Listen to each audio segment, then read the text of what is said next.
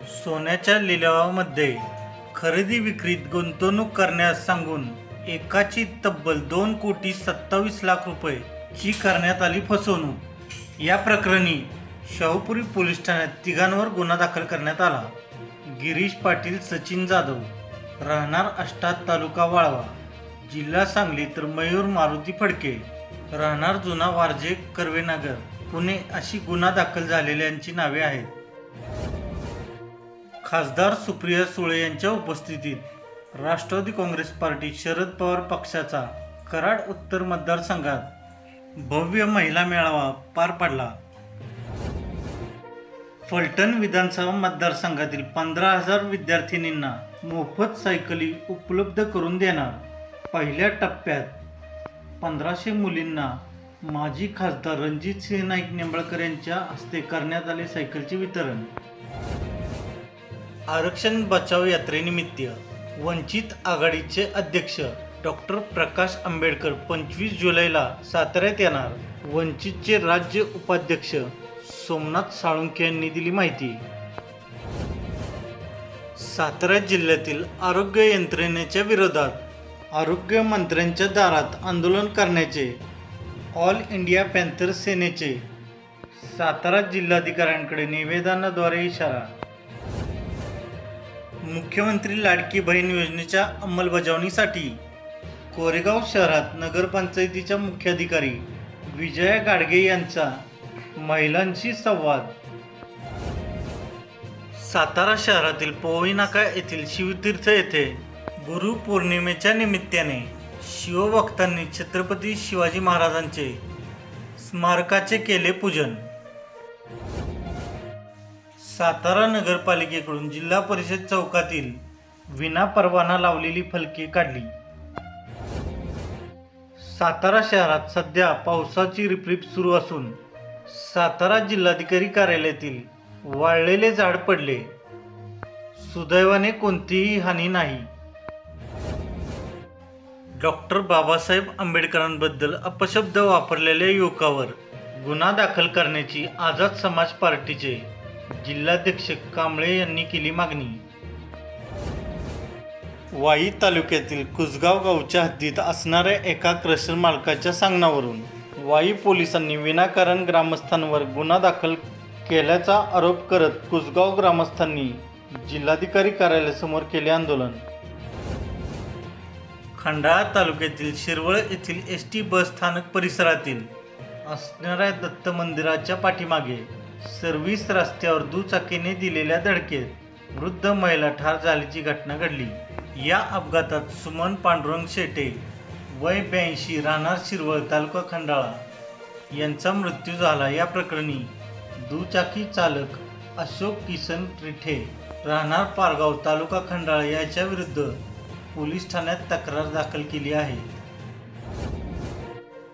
कराडच्या पाणी प्रश्नी उपमुख्यमंत्री अजित पवार यांनी जिल्हा नियोजनमधून 3.5 कोटी खर्च करा अशा सूचना सातारा जिल्हाधिकारी जितेंद्र दुडी यांनी केल्या। दररोज 6 ट्रॉली कचरा गोळा होणाऱ्या खटाव तालुक्यातील पुसेसावळीत अद्याप कचरा उघड्यावर पडल्याचे चित्र दिसत आहे। काही ग्रामस्थ कचरा घंटागाडीत न टाकता रस्त्याकडेला टाकत असल्याने पुसेसावळी परिसरात रस्त्याकडेला कचऱ्याचे साम्राज्य।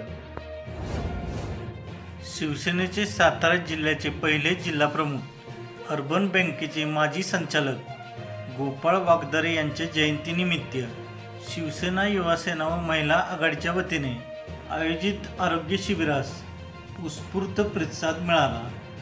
या शिबिरात 60हून अधिक रक्तदात्यांनी रक्तदान केले, तर 300हून अधिक रुग्णांची विविध आजारांची तपासणी करण्यात आली।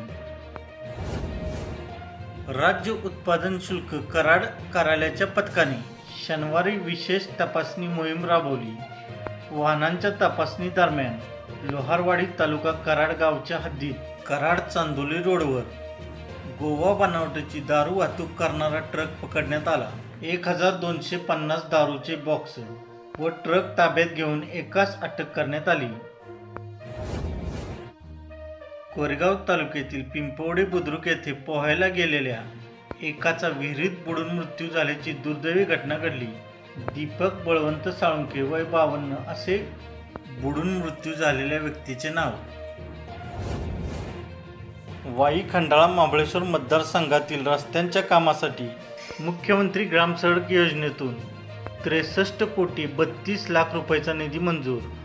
वाई तालुक्याचे आमदार मकरंद पाटील यांच्या पाठपुराव्याला यश. कराड पाटण मार्गावर सुसाट कारने दुचाकीला पाठीमागून धडक दिली. या धडकेत दुचाकीवरील युवक जागीच ठार झाला. अभयची वाडी गावाच्या हद्दीत हा अपघात झाला. केदार अशोक सपकाळ वय 18 राहणार मोपरे असे अपघातात मृत झालेल्या युवकाचे नाव. या अपघात प्रकरणी दीपक वसंत पवार राहणार कराड यांच्यावर गुन्हा दाखल करण्यात आला. पाटण तालुक्यातील कोयनानगर येथे पोलीस प्रशिक्षण केंद्र व राज्य आपत्ती व्यवस्थापन दलाची निर्मिती होत आहे. या संबंधित जागेची मोजणी कामाला सुरुवात झाली असून लवकरच भूमिपूजन होऊन कामाला सुरुवात होणार आहे. पाटण तालुक्यातील सडावाघापूर येथील उलटा धबधबा सध्या पावसामुळे ओसंडून वाहू लागला आहे. पर्यटक सडावाघापूरला मोठ्या संख्येने येत आहेत. येणाऱ्या पर्यटकांमध्ये हुल्लडबाजी करणाऱ्या तरुणांना चाप लावण्यासाठी पर्यटन मार्गावर पोलिसांचा खडा पहारा. फलटण तालुक्याच्या विकास कामासाठी आमदार दीपक चव्हाण यांच्या प्रयत्नातून अर्थसंकल्पात 68,35,00,000 रुपयाचा निधी मंजूर. तर आता नव्याने आमदार रामराजे नाईक निंबाळकर यांनी मुख्यमंत्री ग्रामसडक योजनेतून 54,95,00,000 रुपयाचा निधी मंजूर करून आणला आहे, अशी माहिती श्रीमंत संजीवराजे नाईक निंबाळकर यांनी माध्यमांना दिली. सातारा शहरातील अजंठा चौक येथे काळ्या पिवळ्या प्रवासी जीप चालकाचे वाहनावरील नियंत्रण सुटल्याने जीप एका इमारतीच्या तळघरातील दुकानात घुसली. या अपघातात 3 जण जखमी झाले आहेत. या अपघाताची नोंद सातारा शहर पोलीस ठाण्यात करण्यात आली आहे. खंडाळा तालुक्यातील कराडवाडी येथे दुचाकी चारचाकीच्या अपघातात दुचाकी चालकाचा मृत्यू. सातारा शहराला पाणीपुरवठा करणारे कास धरण पूर्ण क्षमतेने भरल्याने साताऱ्यातील पाणी कपातीबाबतचा निर्णय घेण्यात आला. मागे जावली तालुक्यातील कुडाळ करहर रस्त्यावर शेते गावाच्या हद्दीत दुचाकी व टेम्पो या 2 वाहनांची समोरासमोर धडक होऊन झालेल्या अपघातात दुचाकी स्वाराचा मृत्यू झाला. हर्षित सदाशिव शेट्टी वय 32 राहणार मुंबई असे मृत युवकाचे नाव.